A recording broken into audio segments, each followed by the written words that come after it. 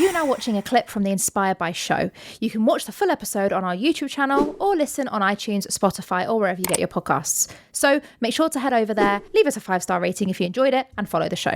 One of the reasons why I'm particularly passionate about what you're doing and seeing you do so well with it is because when I first trained as a coach 7 years ago, I was around a lot of people that get into coaching, and I want to pick your brains on that industry anyway, but we were always told people don't buy mindset. Right? Nobody will pay for a coach because they don't want to fix their mindset. And to some extent, I experienced that.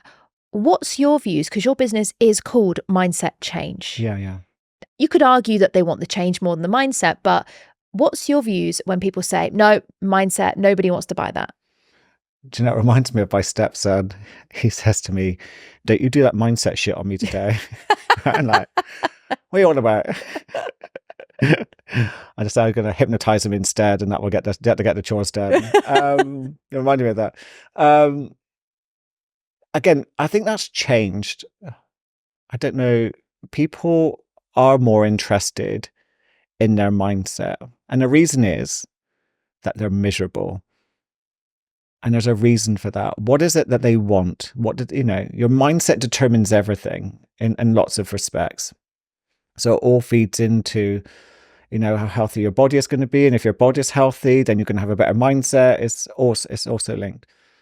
So it's, that I think the perception of mindset is changing. It's becoming more used. But you're right. I don't think people understand mindset enough sometimes in general to get fully what it means to be able to change that or know that they can change that.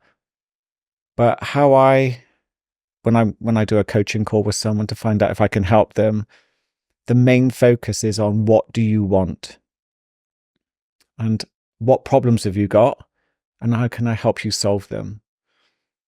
Because it's so surprising what problems they come up with and how through developing new skills and new ways of seeing things, working with their nervous system, changing the way their brain is interacting or reacting to negative thoughts, that change opens up the possibility to get what they want.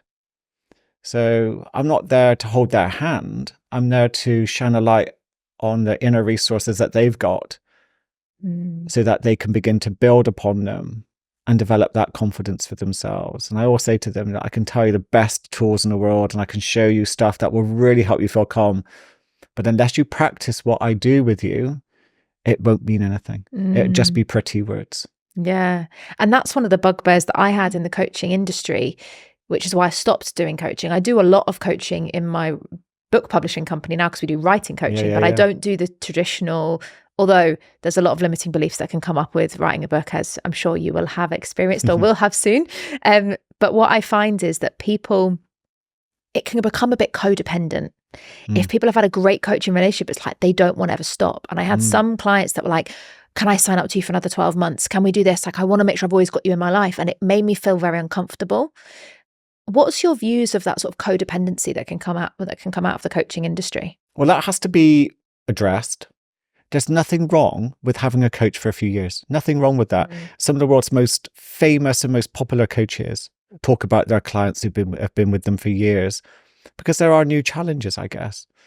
Some of my clients have been with me for a few years, and it's amazing to see where they are now because I've been supporting them through quite very strong experiences. Like, for example, one client just came to mind who couldn't even leave our home city, and wanted to get traveling again. And I love working with travel anxiety because that's something that I know quite a bit about, having had that myself at one point. So to see this person now traveling the world quite happily, and now they're wanting me to do some work with them on their business. So that in itself it's an absolute honor to be asked. We worked for quite a while on helping them build a confidence up in themselves in their personal life. And then they were like, okay, I really want you to focus on my business now.